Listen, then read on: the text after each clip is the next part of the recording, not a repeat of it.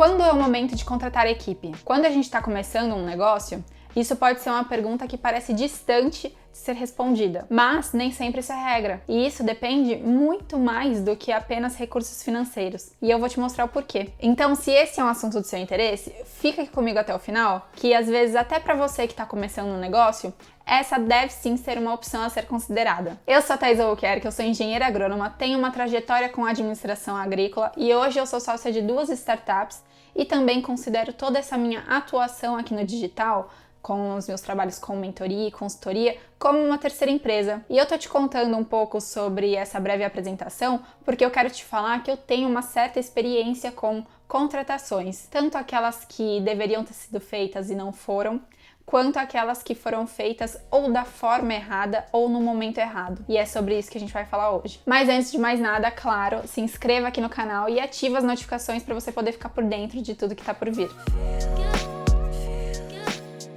Bom, antes da gente entrar mais a fundo nisso, eu quero dizer que tudo aquilo que eu vou falar, eu poderia dar como exemplos pessoas que querem empreender, seja em qualquer área, seja no agro, pessoas que estão empreendendo com produção rural, seja comprando um pedaço de terra e começando a atividade do zero, ou ainda aqueles que herdaram e que se veem com todo um negócio na mão e que não vai começar do zero, mas de repente estão perdidos com relação à forma como continuar isso da melhor forma possível. Então eu vou tentar trazer esse conteúdo de forma bem geral e caso vocês gostem e queiram que aprofunde em algum determinado aspecto, comentem aqui que a gente pode voltar com esse assunto de novo mais pra frente. Então primeiro eu queria te trazer a reflexão sobre um profissional generalista e um profissional especialista. Então pensa aí, se você tivesse que escolher qual é o melhor, qual você investiria de repente numa primeira contratação, o que você acha que seria o mais adequado? Qual você acredita que seja melhor? Pensando que um profissional generalista vai atuar em diversas áreas e que o especialista, óbvio, domina uma área específica. E por que eu tô te trazendo essa pergunta? Porque em alguns casos vai ser super válido nós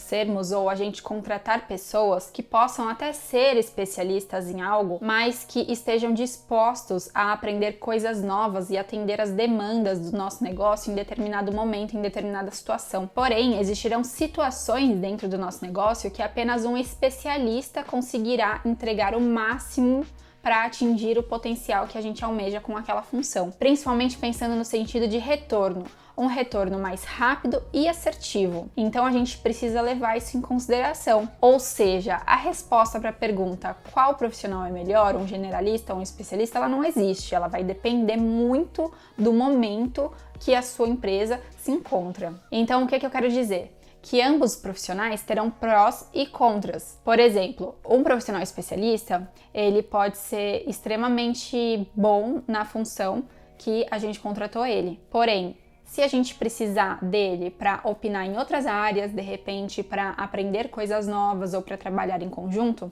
pode ser que ele não seja o mais adequado. Por um outro lado, tem aquela famosa analogia de um profissional generalista ser como o pato, que não voa, não nada e nem anda direito. Mas, por outro lado, eu também enxergo que um profissional generalista ele pode ser um excelente líder. Então, a gente vai precisar analisar caso a caso, dependendo do profissional, do momento da empresa, da maturidade da empresa, do objetivo que você tem com aquilo. Então, nessa, eu já quero começar a trazer pontos práticos para a gente poder refletir. Vou começar aqui falando, então, sobre um negócio familiar. Vamos pensar no negócio familiar, no ramo agropecuário, mexendo com grãos, um negócio que já existe de repente, sei lá, há 30 anos, onde os filhos começaram a ser introduzidos nesse negócio, dando início a um processo de sucessão. O que é muito comum nesses cenários? É comum que a matriarca ou patriarca sempre tenham agido de forma enxuta, de forma tradicional, de forma muito controladora, tendo todos os controles em suas mãos, executando e gerenciando todas as atividades. E aí, de repente, esses filhos dessa nova geração entram no negócio, mas se vê com a necessidade de implantar controles, até por uma questão de limitação, de não conseguir exercer da forma como seus pais faziam. Então, eles se veem com a necessidade de implementar controles,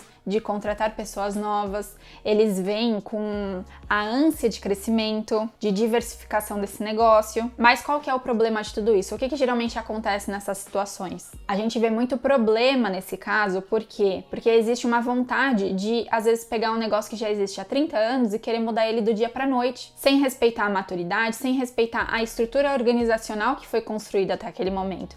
Então esse é um ponto importantíssimo que deve ser considerado. Isso não vale só para esse exemplo não, isso vale também para você que às vezes está chegando numa nova empresa, está assumindo um cargo de liderança numa nova empresa, ou para você que é dono de um negócio e que está contratando alguém para reestruturar todo um setor do seu negócio. As mudanças, elas não são feitas do dia para a noite. Você precisa analisar todo um contexto. Não adianta você contratar alguém ou essa pessoa nova que você contratou chegar querendo contratar um monte de gente, trazer equipe, trazer um monte de função nova, um monte de habilidade nova, se a sua empresa não tiver maturidade, não tiver estrutura suficiente para comportar e sustentar todas essas mudanças. E aí aqui a gente também pode tirar um outro aprendizado. Agora voltando para o exemplo da sucessão familiar. De repente a gente precisa olhar com mais cautela e pensar: será que os sucessores realmente são os mais adequados para assumirem essas posições de liderança dentro do nosso negócio e continuar tocando ele da melhor forma possível? Às vezes não vai ser o caso. Às vezes o ideal é que sim, que a gente vá ao mercado e contrate pessoas que tenham mais habilidades, não somente as técnicas, mas também as comportamentais, para conseguir tocar esse desafio. Então vocês percebem que tem N coisas que a gente precisa considerar num cenário como esse e que só em um exemplo a gente consegue já extrapolar ele para empresas familiares, para empresas grandes, para de repente empresas já multinacionais, para um negócio que está começando. E aí agora eu quero fazer um gancho aqui num negócio que está começando, que é, inclusive eu acredito que tem até vídeo sobre isso no canal, que é um vídeo onde eu falo sobre sociedade, que é, muitas vezes a pessoa ela vai começar um negócio e aí de repente ela olha e fala: vou chamar aqui minha esposa, vou chamar aqui meu primo, meu tio, para tocar um negócio junto comigo, porque são pessoas próximas, são pessoas que de repente são uma mão de obra que estão ali ociosas e que você pode aproveitar dentro de algo que você está começando e que você não tem muita grana para começar e que essas pessoas estão dispostas a entrar de uma forma mais barata e a correr esse risco com você.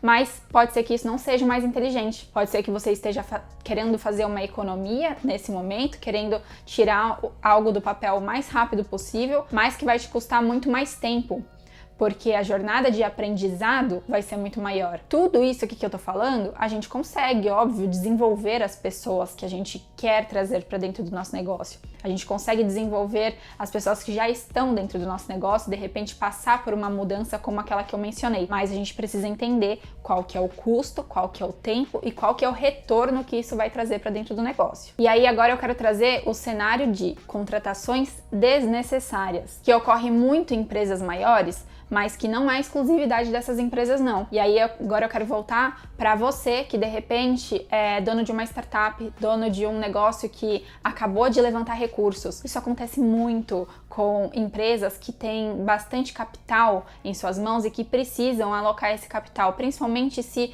é um capital vindo de algum grande investidor e que veio com a premissa de ser alocado em determinadas áreas, e muitas das vezes isso está relacionado à contratação. O que acontece? Essas pessoas têm o dinheiro na mão, elas fazem as contratações, elas inflam a equipe e quando a gente menos espera, a gente começa a analisar e a gente vê o quê?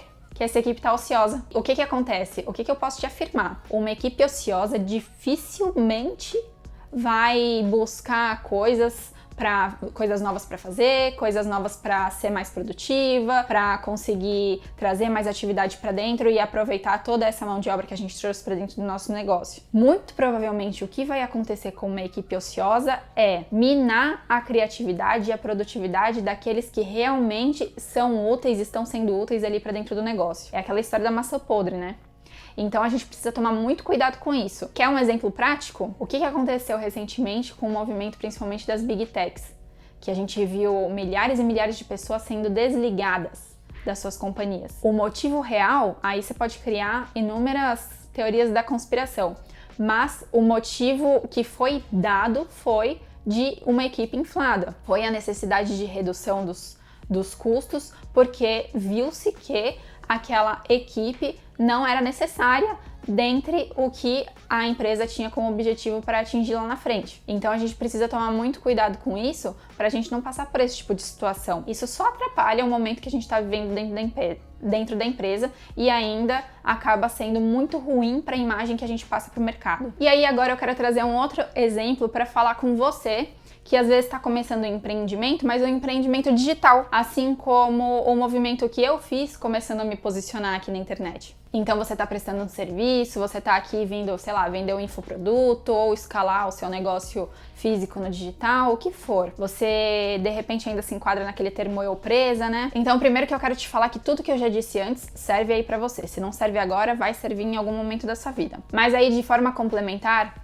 o que eu quero trazer pra você é a minha experiência com isso, principalmente falando de uma pessoa que meio que entrou na bolha do digital, depois saiu, conseguiu começar a olhar de cima e hoje eu tenho um pouco de clareza com relação ao que eu vejo que pode funcionar, mas que na verdade é o que melhor se enquadra pro meu cenário de hoje e que de repente pode funcionar pra você aí também. E por que eu mencionei bolha do digital? Porque às vezes você vai olhar e vai ver gurus falando, venha fazer milhões de reais aqui na internet com o meu método único, exclusivo. Para isso você só precisa de um celular e de internet e você vai conseguir ficar milionário assim como eu fiquei. E eu acho que isso pode te frustrar muito quando você vê que a realidade, na verdade, ela não é bem assim. E que provavelmente vão ter casos onde isso aconteceu, mas que essa acaba sendo a exceção e não a regra. E que quando a gente fala de negócios que alcançam esse nível de patamar e que a gente pensa em perpetuidade do negócio, em a gente atingir um patamar como esse, a gente continuar tendo sucesso, aí a gente precisa pensar em toda a estrutura que demanda por trás disso. Porque é um grande problema de quando você escuta que você conseguiria fazer tudo isso dessa forma e ainda sozinho, é você querer sair aprendendo mil e umas novas funções, querendo implementar tudo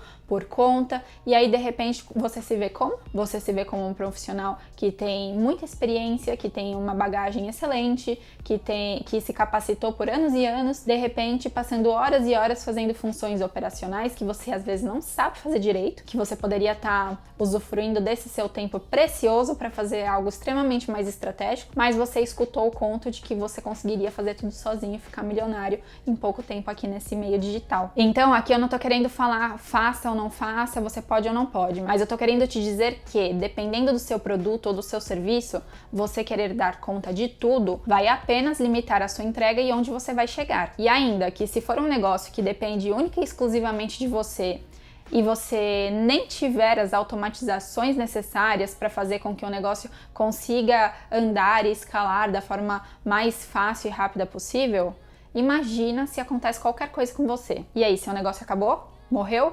Porque você não conseguiu cumprir e continuar o que você tinha se comprometido a entregar para o mercado? Então, de repente, é interessante sim você já começar a olhar para uma formação de equipe desde o início. Você começar a olhar para quem você pode delegar as tarefas que você não é especialista ou as tarefas que são mais operacionais para você conseguir concentrar o seu tempo no que realmente importa. Eu, por exemplo, com meu Instagram, com meu canal no YouTube, considerando que eu tenho as minhas 2 empresas que eu preciso me dedicar, onde a minha hora é extremamente valiosa, você concorda que não vale nem um pouco a pena eu passar às vezes 5 horas editando um vídeo aqui para subir para vocês, para construir o meu posicionamento digital? Por mais que daqui do digital eu tenha sim tirado, esteja tirando serviços como consultoria, como mentoria, percebe que não vale a pena, que meu tempo ele é muito melhor empregado em outras atividades? Para mim, é muito melhor eu contratar alguém que vai fazer esse serviço com muito mais excelência do que eu tentar fazer algo meia boca. Então é esse tipo de questionamento, esse tipo de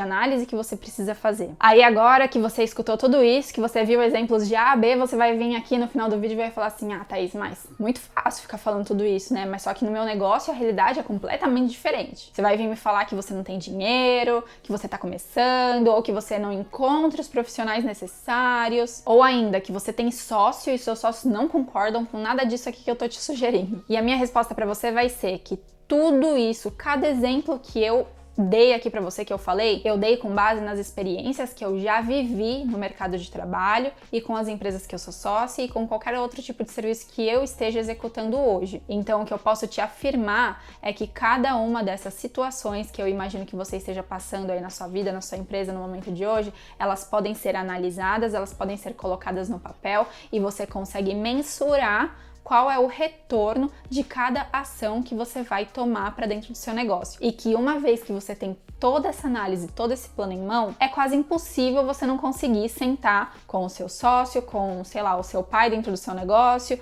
ou com você mesmo e decidir o que é melhor fazer, o que vai te trazer mais retorno em um menor tempo possível de acordo com a estratégia do seu negócio. E aí eu quero já fechar dizendo que se tudo isso não foi o suficiente para servir de argumento para você ou para a pessoa com quem você precisa convencer, aí eu sugiro que você volte um vídeo aqui e assista o meu vídeo da semana passada que fala um pouco sobre inteligência emocional, porque de repente é isso que deve ser trabalhado tanto em você quanto com as pessoas com quem você está se relacionando nesse nível profissional. Eu vou ficando por aqui. Nesse vídeo a gente viu exemplos sobre empreendimentos digitais, sobre negócios familiares, sobre empresas mais sólidas, sobre startups, negócios individuais, enfim. Eu espero que você tenha gostado, que tenha contribuído. Me conta aqui nos comentários se fez sentido. Curte, compartilhe e não se esqueça de se inscrever no canal. Um beijo grande e até a próxima!